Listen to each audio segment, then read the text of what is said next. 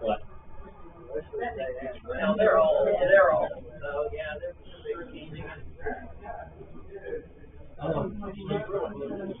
People here.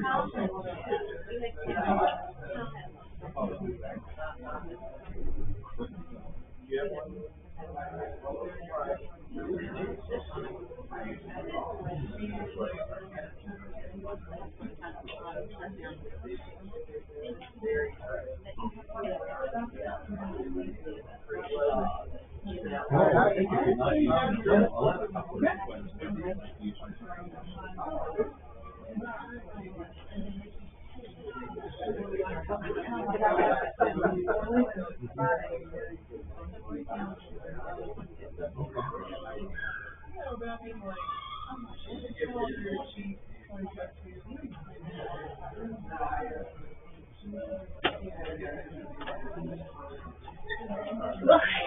You okay?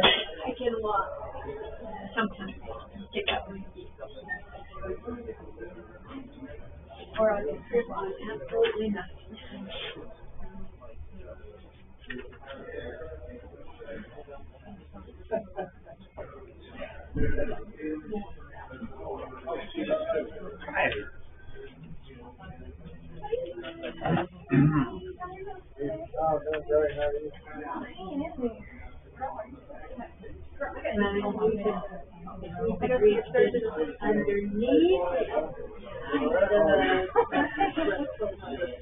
Much wetter.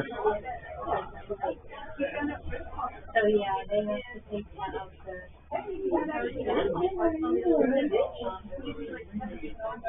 Well, it'll get done.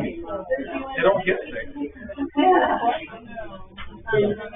Unloading the cabinet. No. I was thinking I may have let it down. Still looking in the pockets.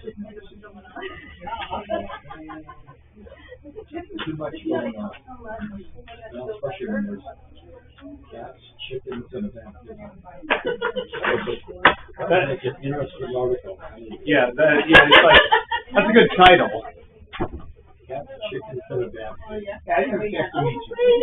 I know who you Well, are. Where are you from? I'm Rebecca's mom. Yeah. Okay, all right. Okay, hey, good to see you. Yeah. You met since my mother-in-law. Yeah. Yeah, I turned around and said, I know who you are. Yeah. And they're looking at me like I don't think so. You probably met at the wedding. And how long ago was that? It'd be 20 years next year. No, 19. 19. Couple old, yeah, old geezers. That's true. You know, if you live long enough and you enter your second childhood. Yeah, and you eventually get out of the minivan. All right, well, it's good to see everybody here this evening. My voice is at, what do you think, C plus, B minus? I think it came back a little bit. Last 2 days, man, well, since Sunday, so we went camping for a few days, and it was like 2 days of lost opportunity for ghost stories. I tried telling the kids a scary story around the campfire, and they were mostly just giggling at my voice. Several times the kids would be like, "Daddy, this is why you need to let Mommy do all the talking now." For context, for those who weren't here on Sunday, I caught something last Friday and lost my voice, and by the end of preaching on Sunday, like it was shambles. And then Monday and Tuesday, this is about as loud as I could talk on Monday and Tuesday. So this right now is a huge improvement from where I've been all week. All right, so we're going to get back to the lesson that we started on Sunday, and we're going to continue to talk about this idea of if I become a Christian, like what am I going to have to give up to become a Christian? What's the hold up here with me becoming a Christian? We'll go ahead and start with a word of prayer. Hey, Carlin, I didn't ask you in advance, but would you mind leading us in a prayer? All right. Dear Lord, we're thankful for this day that you've blessed us with, and the fall weather, and the ability to come out here and study your word some more. We pray that we would open up this book and your book and learn from what Ryan is teaching to us, and how that we can become better personal evangelists. Be with all those who are sick of our congregation and traveling at this time, and also be with those who are down in Florida in the path of the hurricane. And please go with us for the rest of this worship service, please. Amen.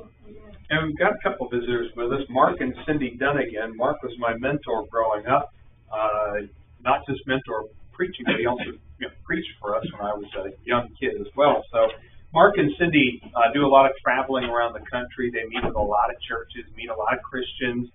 They have a book that is it out? Yep. Now? Okay. 100 churches. What is it? 100 churches. 100 churches. Where can you find that book? Amazon, One Stone, EEI. Yeah. Okay. 100 Churches by Dunnigan. Dunagan. And they're passing through right now on their way. Cindy's going to be doing like a women's conference Atlanta Women's Weekend. in Atlanta. And then you're going to winter in Tampa, if there's any Tampa left. If the hell is, we will be in we'll be in Georgia and Mississippi in the Panhandle unless we get word like Come and patch up your house. Okay, come and fix your and we house. have flexibility to do that. But Okay. we luckily have Christians there who are renters and they stayed. Yeah. As well as most of the Christians that we know stayed in the area Yeah. and did not leave. Well, if you get a chance to meet them tonight, please get to know Mark and Cindy. I know Mark's been here before. It's been a couple of years, but if you get a chance, please meet them, get to know them. Lots and lots of stories, lots of blog posts to be read also. And one of them featuring yours truly. This is my favorite one. My favorite one. And if you're curious, this is the same Mark Dunnigan who's quoted in the material on page 24.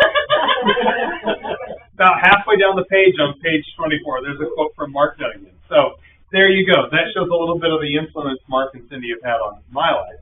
So we're on page 28. Let's keep talking about this idea where we left off on Sunday was some of the reasons why people are kind of like, the chasm of becoming a Christian. Like, what gulf do I have to cross? What is the hold up here? Why am I still holding out, not wanting to become a Christian? The one we talked about a little bit on Sunday was having to give up fun and happiness. And, I like my life as a non-Christian. I like the lifestyle that I live. I like the things that I do. I like things I do for fun. And even just going beyond fun, like we talked about some of them, it's not just about fun. For a lot of people, what you're asking them to do is make the leap from, like, this is my identity, and this is my lifestyle, and this is what I believe is even built into me genetically, and you're saying Christianity is about Romans 12:2, and like this total fundamental transformation from the inside out. And I think we're not just telling people to quit drinking with their friends on Friday night. The message of the gospel also says, if you're somebody who is gay or lesbian or transgender or bisexual, and you've been that way for 25 years and you're perfectly happy living that way, and you've been married to your gay husband for 20 years now, well, the gospel is 1 Corinthians 6, verses 9 through 11.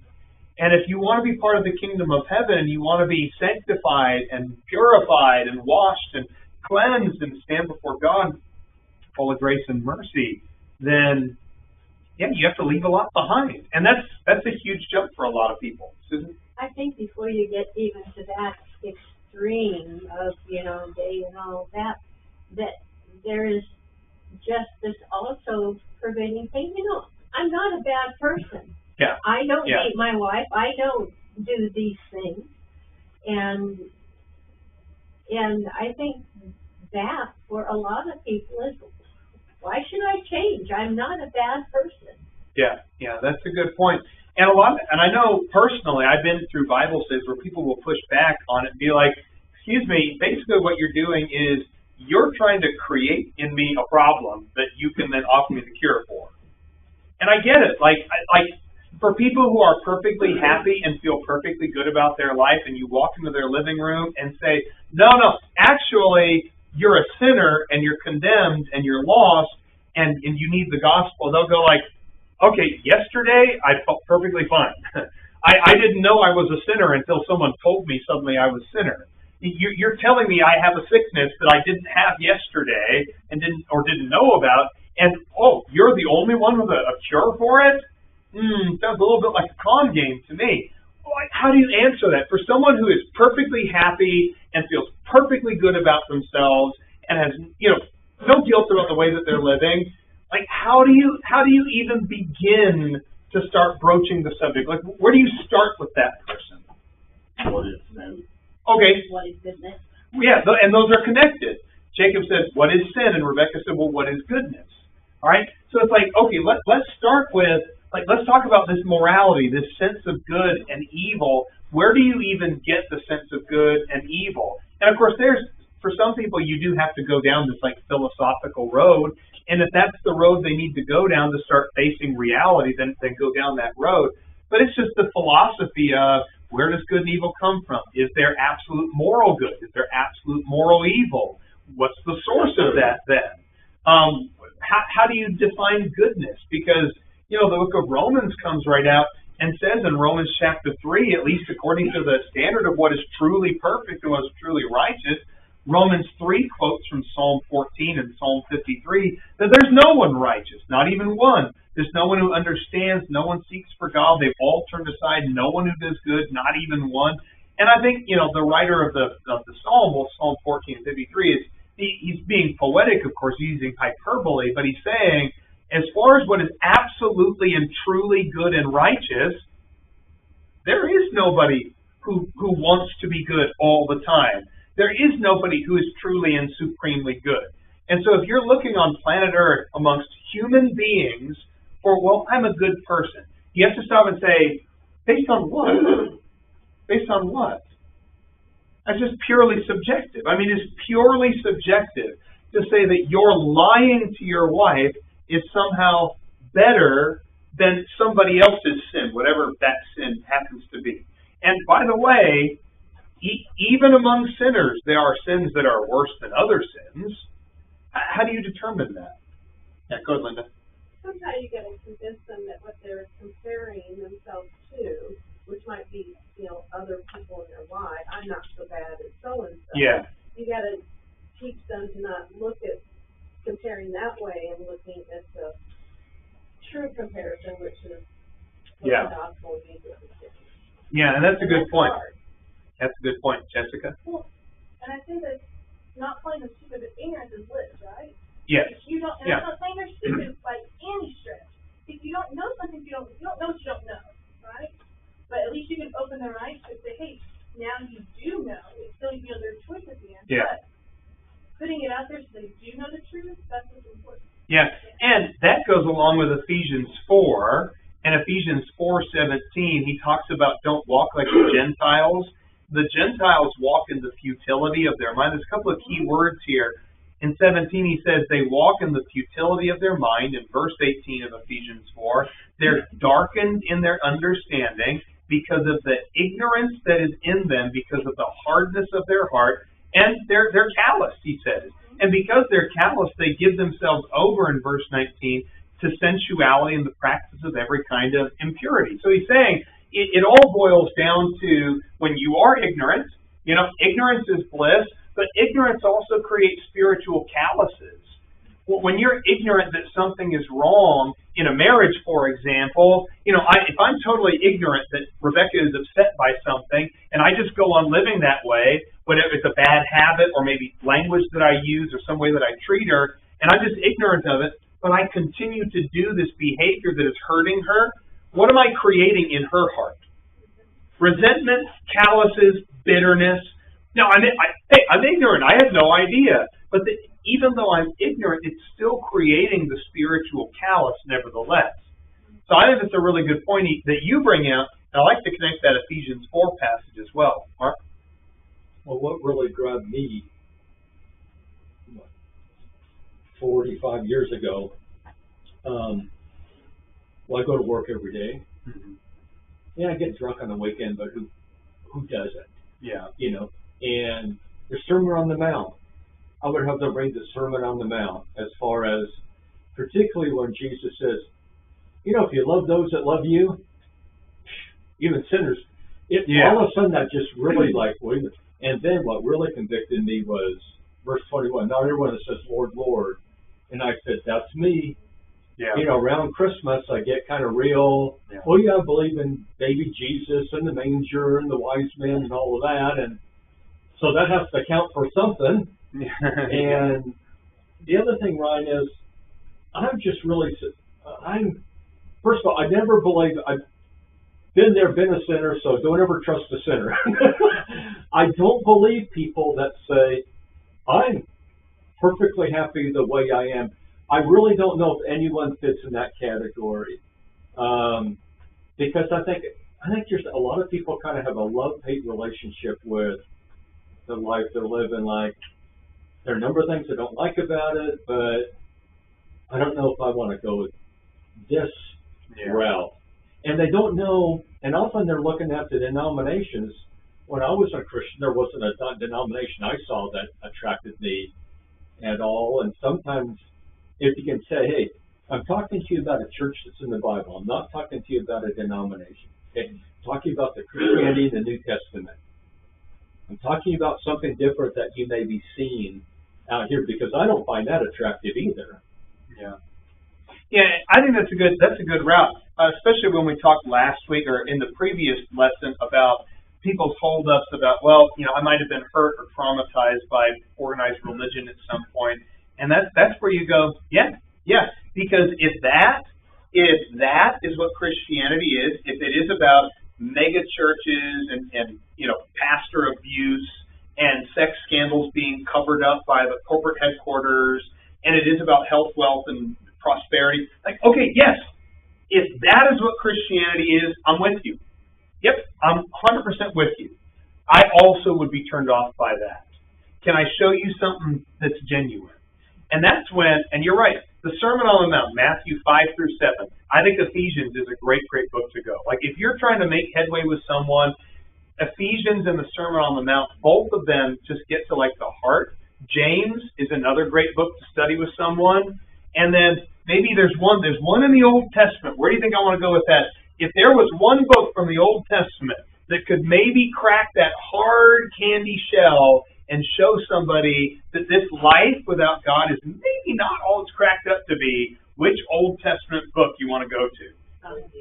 Okay, Song of Solomon, that's one, but yeah. No, not Song of Solomon. I know where you... That's not Ecclesiastes. I'm thinking Solomon. Well, I was agreeing with you because... I was agreeing because I do think fundamentally that is one of the main lessons of Song of Solomon, is that you have to find love, God-defined love, in God's way. I think there is a, but Ecclesiastes, you see how I was able to, listen, I want this to be made clear with everyone who's in every class of mine ever. I will never leave you hanging, okay? Ever. Ron, you haven't studied the Song of Solomon. We went to a little church. There was a guy up there, 85 years old, and they were studying the Song of Solomon, and it's never been the same. It's never been the same. And we'll leave it at that. Yeah. So, what is Ecclesiastes about? Somebody give me just the 30-second version. What's the point of Ecclesiastes? Yeah. Vanity of vanities. This is presumably written by Solomon. I have no reason to believe it wasn't Solomon. He certainly fits the bill of someone who would have written that book. Presumably Solomon, someone who had a lot of wisdom and a ton of wealth, but also all that wisdom and all that wealth could not get him out of the corner that he backed himself into.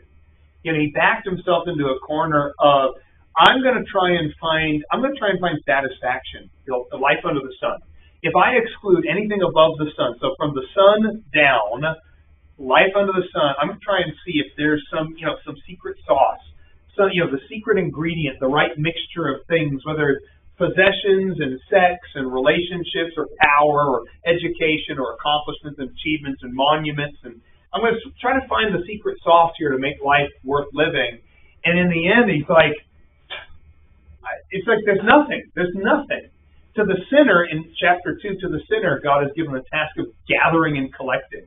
This is like the most depressing verse in the entire Bible. When you're a sinner, your whole point is just gather and collect. That's your whole point, just gather and collect. That's it.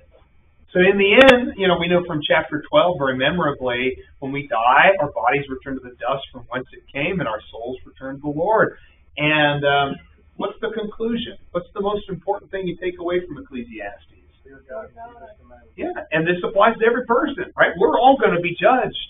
And so if I was going to study with someone, and I have before, if I was going to study with someone who was caught up on, I don't know, I want to become a Christian, but I'm having too much fun with life. Life is just too fun. And I don't want to become a Christian and become some kind of prudish person who just goes to church on Sunday morning. James, Ephesians, Ecclesiastes, Sermon on the Mount. Those are the 4 places I would go that would really, really hammer home this idea that you got to set your priorities right and reorient the way you view life. Okay, any other thoughts there before we move on? Yes, Cindy? Well, I think maybe one approach that would touch somebody who's living in maybe the 10th most dangerous city in the world. Sorry. Numbers don't lie. Is that, are you interested in a world view that, this thing about, you can even put this in together with keeping the Lord's commandments, what's up with that? Are you interested in a world view that actually prevents and solves every single social problem that you have ever witnessed in your life? Because the answer in the toolbox of life is love, joy, peace, patience, goodness, kindness, gentleness, faithfulness, self-control. God's toolbox, those commandments, that prevents and solves everything. What if every child had a mother and a father? What would happen? What would we do with all the money we'd saved by with not handing out all the Band-Aids? You know what I mean? Yeah, and that's a great point, it's the reorientation. And Megan, I think it was you that made a comment, maybe on Sunday, you made a comment about the fruit of the Spirit, I think. Maybe it was you? No? Okay. But, that's what you were listing is... I take credit for it. You can, most certainly. But it's a reorienting, because I also get it, because if someone says, I don't want to stop having fun and replace fun with sitting on an uncomfortable church pew on Sunday, you need to reorient them and say, okay, can we think about it in a much more comprehensive way that worshiping God in a communal setting is a part of it, but is like actually a really, really small part of it. Like a shockingly small part of the amount of time that you're going to spend representing Jesus to the people around you and living out the life that Jesus wants you to live. This room that we have in here represents a very small percentage of what that means. And that's why I would do what you did, Cindy, is show them, I'm not telling you to stop having fun and sit in an uncomfortable church pew. What I'm telling you is live a life that is being presented to you, a completely different way, a completely different worldview, a different set of eyes to view the world in. And those eyes are hopeful, those eyes are spiritual, those eyes have an eternal perspective on them, those eyes want to solve problems, those eyes are going to change my attitudes about every single relationship that I have. And so what are you going to give up for that? To me, that's the real question is, what wouldn't you give up to have all of your spiritual problems, if not solved right away? It's not a miracle cure, but in some ways you might present it, I think, fairly. It's a miracle cure, but to have your whole perspective on those problems change. To me, I don't know. I think that is a really compelling offer from God. And if they're saying yeah, but you tell me I don't get to listen to Cardi B anymore? I don't know. I struggle with that. Anybody else struggle, not listening to Cardi B? I don't struggle. I know. Who is that?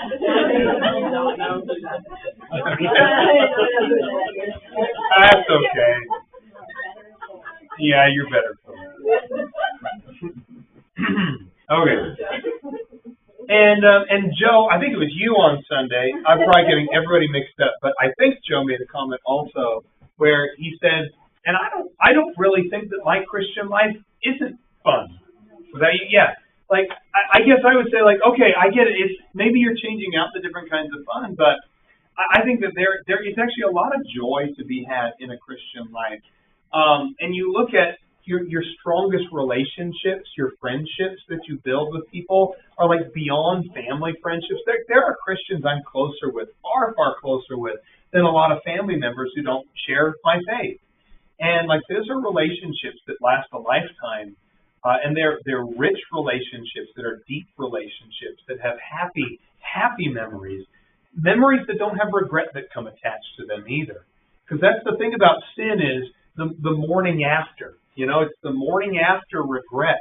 It's the morning after pill. It's the morning after when the buzz wears off, and it's the morning after when the high is off, when the high lets you down. It's just like the kind of memories that I've built as a Christian are memories that I don't have to be ashamed of. When people ask me, what's the most fun you had in college?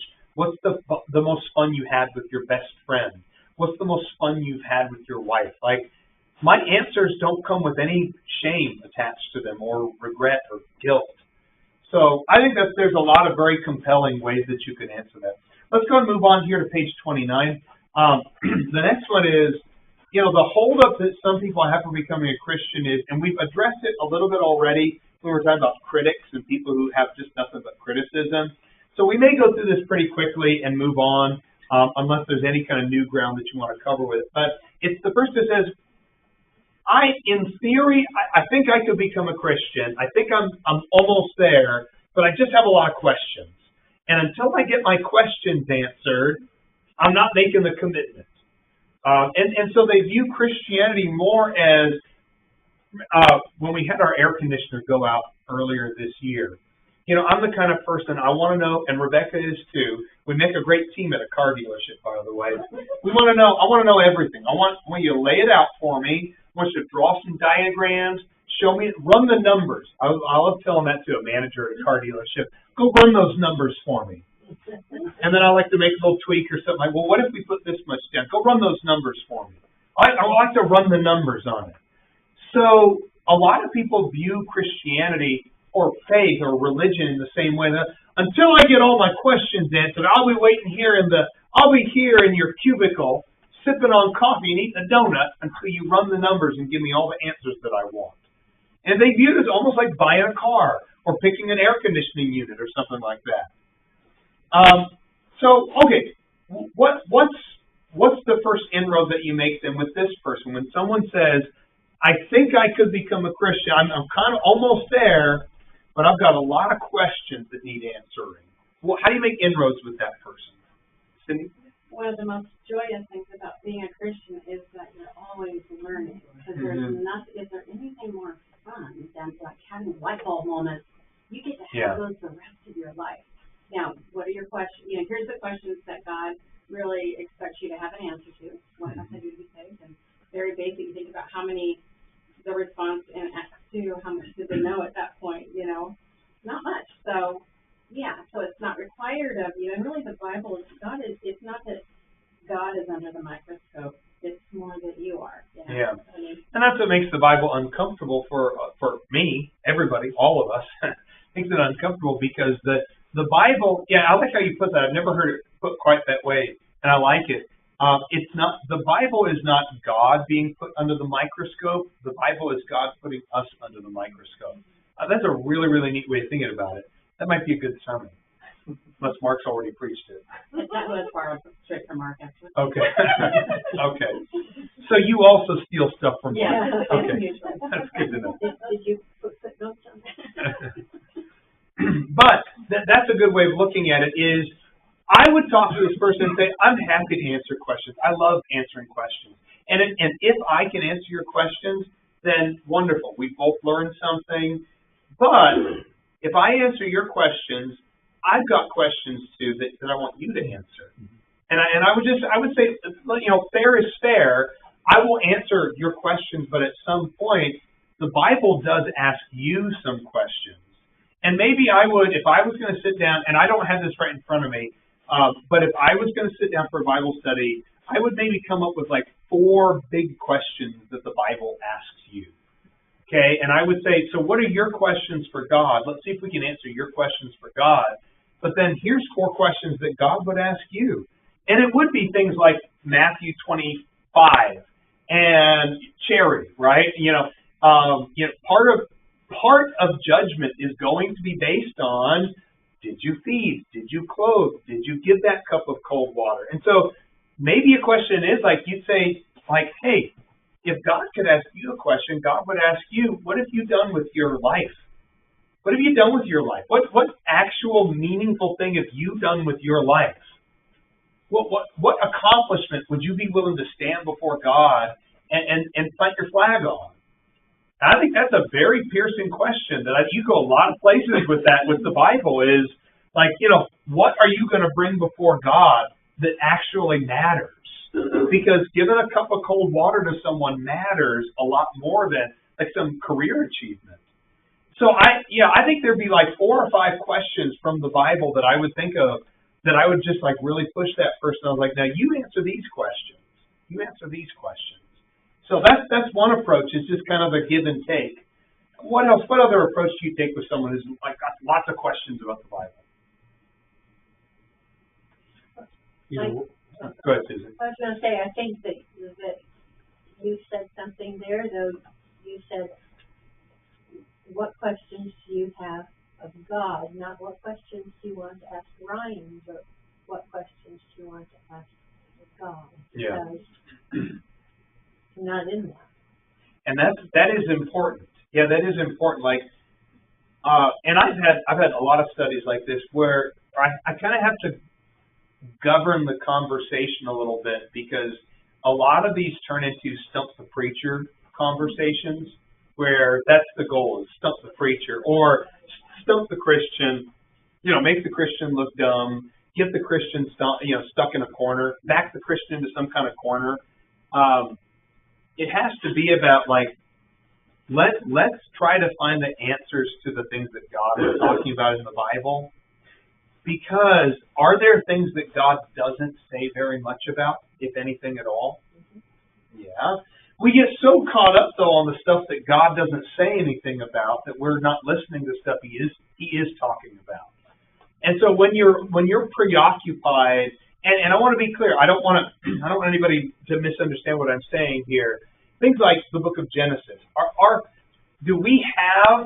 there answers that we can find in Genesis? Yes, because what Genesis says is true, okay? Insofar as Genesis has said something, is it true? Yes, it's the Word of God. So what Genesis says is truth. But then we want to and skeptics and unbelievers, they like to get into the cracks, They want to get the gaps and say, what about this? And to me, it's like, what about the Nephilim? The giants. Until someone answers that question about the Nephilim, I'm not going to become a Christian. Like that's you're so preoccupied with what's gopher wood. Tell me what gopher wood is. I need to know what gopher wood is going to be.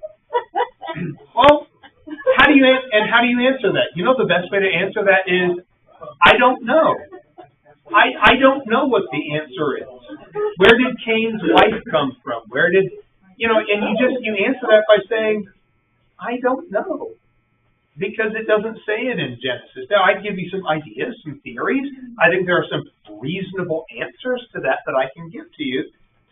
But are you so preoccupied with the stuff that the Bible doesn't say that you're missing the stuff the Bible does say? Because the book of Genesis is really cool. And the book of Genesis was actually written to teach people who God is.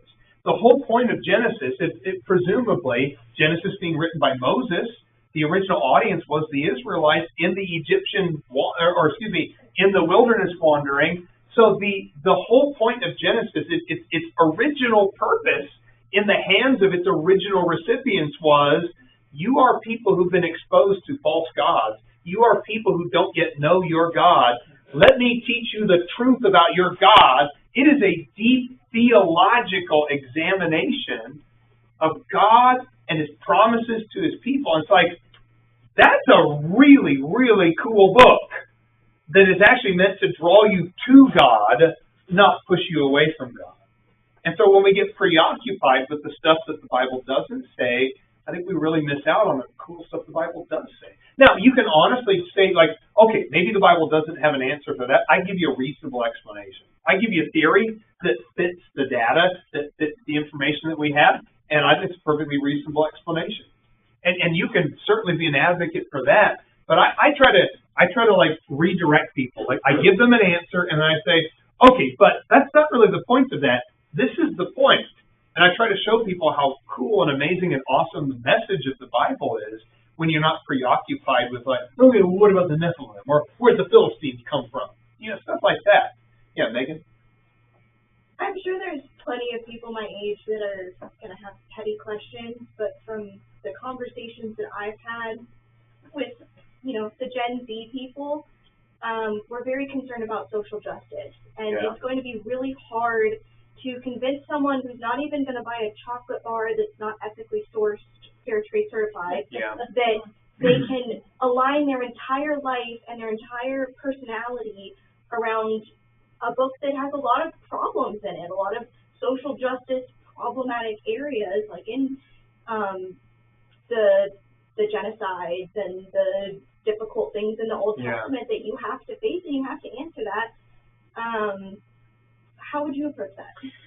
That's a really great question. I appreciate that because I also have encountered that a great deal. I have noticed over the years, generationally, and this is not picking on anybody because I'm like, you're not picking on anybody. I noticed the stubborn people with lots of questions tend to be like older men.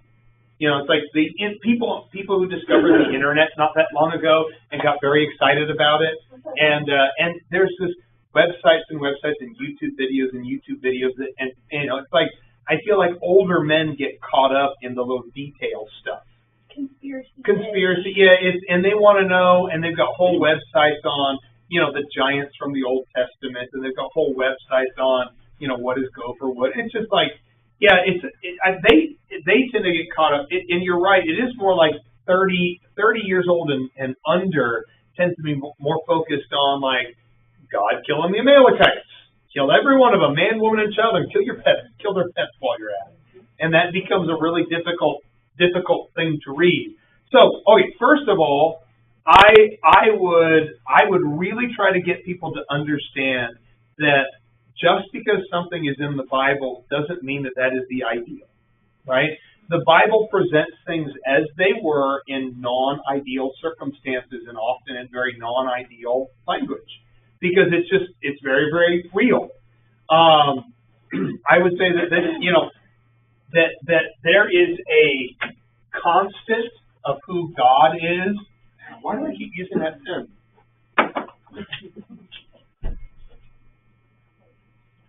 There is a constant of who God is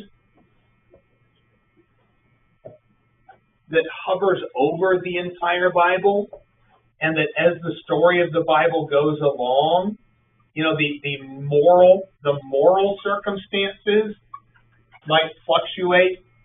You know, he was a good king, he was a bad king. Everyone did what was right in their own eyes, and so they chopped up a concubine and set her pieces on FedEx.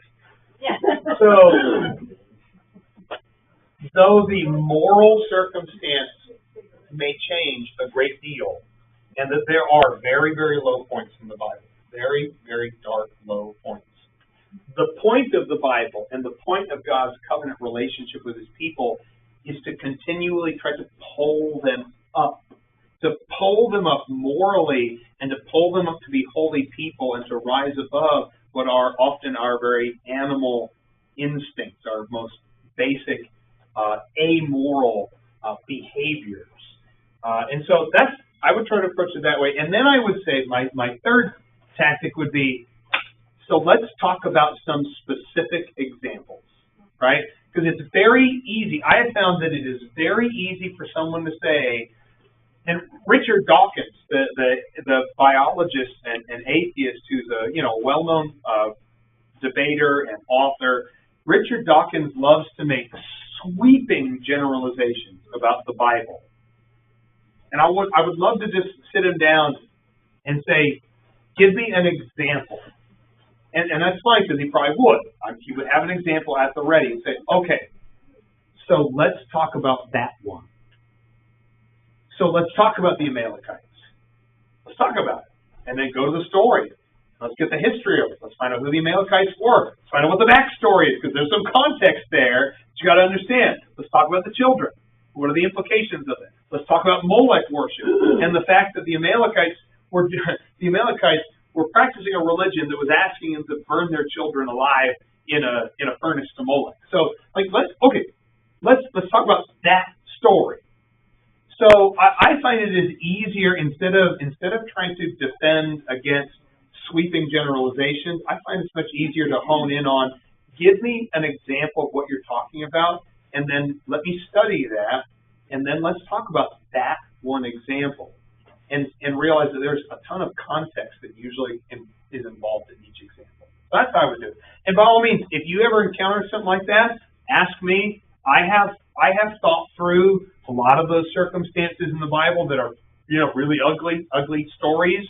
And I don't want to be like pat myself on the back, but I've reached a point with those ugly stories in the Old Testament where I've found answers for them that I find to be morally and philosophically consistent, as well as satisfying, reasonable answers for me. So if you want to ever study one of those hard topics, the Amalekites, Canaanites, whatever it is, please let me know. And that's what I would do. Does that make sense? Yeah. Go ahead, Rebecca. And though it is difficult maybe to muddle through some of that stuff that is being so blatantly unfair, if you look at the Bible and God's plan as a whole, it is the ultimate plan for social justice. The whole point is the just will be saved and the wicked will perish. So just because there are some things that kind of make you cringe, like you said, going back and looking at, okay, well, these people were burning their babies alive. Not really the best, but he did all of that to preserve his people so that he could preserve the line so that everyone would have a chance at redemption in the end. Yeah. Yeah, and again, just each story, I think each story has answers that just require some research and some context, historical as well as biblical context. But those are the hardest ones, right? The supposedly unjust acts of God. Those are the hardest questions from the Bible, I would say. Mark? Well, I think to me there's a great opportunity there, because it's like, well, why does that bother you? Yeah, that's a good point. Yeah. If you're just a product of time and chance, that shouldn't bother you. Yeah. What's wrong about it? Nothing wrong with setting fire to an anthill if you're just another fire source. And I think that's what converted C.S. Lewis. Yeah. He said, I'm just bothered by all this unjust suffering, but why am I bothered by it? Yeah. And that brought him that it's because I'm made in God's image. Yeah. That's what bothers me. And I think also there's something there.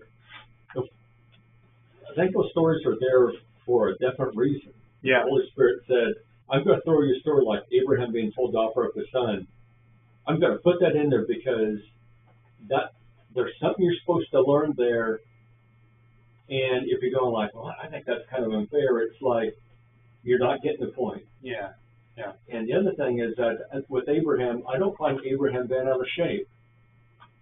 The reader often is, but Abraham said, well, God can raise him from the dead. Yeah. And I think we need to go to those stories and preach on those stories quite a bit, because there's something very valuable to learn in those stories. Yeah. About us and about God. Yeah. And they're uncomfortable stories.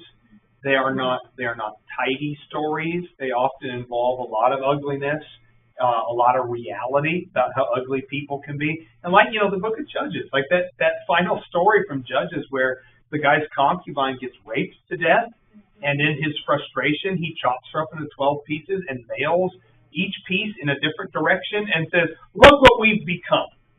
I mean, like, oh, whoa, okay, wow, didn't see that coming. But even stories like that are like, yeah, you're right. The Holy Spirit said, ooh, that's a tough one. That's an ugly one. That's a really, really ugly thing. And I want that to be preserved in the Bible because there's something that humanity needs to learn about that. Yeah, Jessica. Well, and you have to think, some of these stories, as you said, they're ugly, right? They're ugly, they're nasty, they're unfair. So is life. And I think you can use those for our reality. Think about how much genocide has actually happened in our history, in our recent history. You know, seeing, you know, the last 100 years, or the last 200 years. And it shows God's justice with all of that. But it also shows in the New Testament the new way in how we are supposed to live our lives. Because it can be nasty and it can be ugly. But there is a way to overcome it through Him, through kindness and patience and forgiveness and things like that. And I think it's great examples of what has actually come to pass and actually happened. And how we overcome that. Yeah. And Joe? I was just going to say, Deuteronomy 29:29 tells us not everything has been revealed. The secret things still belong to God, and that's okay. I mean, that's the way God designed it to be. So, I mean, again, we're not going to find every answer to everything, but it also goes on to say we know everything we need to know. It has revealed to us what we need to know. And sometimes that's okay. And maybe I think with most people that answer may be frustrating to them, but I think they'll respect the honesty of it. I think it's better to tell someone like, well, I don't have a good answer for that. That's a tough one. But I don't have an answer for a lot of things, and neither do you. But I do have, and that's where I would redirect them to. The Bible doesn't really give me a good answer for that. But the Bible does give me an answer to this thing, and this thing, and this thing, and the Bible does satisfy this need, and the Bible does direct me toward this goal. So it's like, just getting people away from, you know what, that's a tough one, and that's a mystery, and I'm flummoxed by it just like you are. But that doesn't mean just because I don't know everything about something doesn't mean that I can't know something about that thing. That was a lot of things all in one sentence. Sorry about that. Let's go ahead and move on to page 31 on Sunday, because the last one from page 30, bad examples. I think we've already hit that one pretty hard in previous classes. I think we've kind of dealt with that issue. So let's go on Sunday. We will be talking about how do I know when it's time to sort of kick the dust from my feet and move on. If I've studied with someone and the studies have not gone well and it's eating up all my time, when do I know that it's time to kick the dust from my feet and just move on? So we're going to kind of explore that on Sunday, okay? They did so well. I mean, absolutely shocked. Almost all of them survived.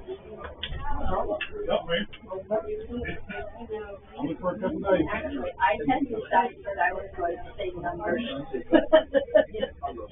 That would be the one book. Yeah. Numbers. Hey. Did not mean to say that. Have I not proven in the last two lessons that Leviticus is rich?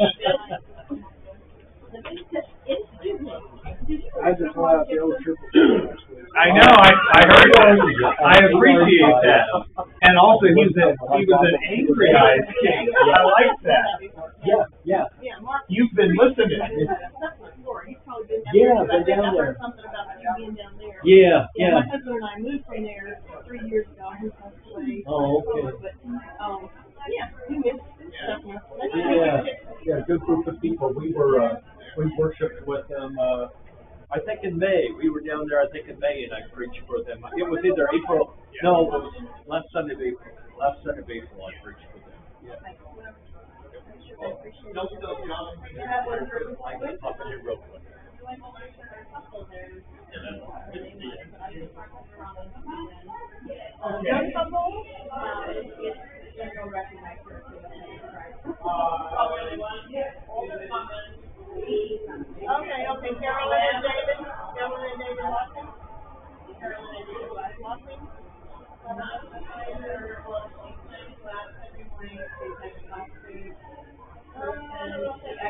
like she does, every day she walks X amount of miles, she splits class. Oh my Lord. She does all the exercise, somebody did that.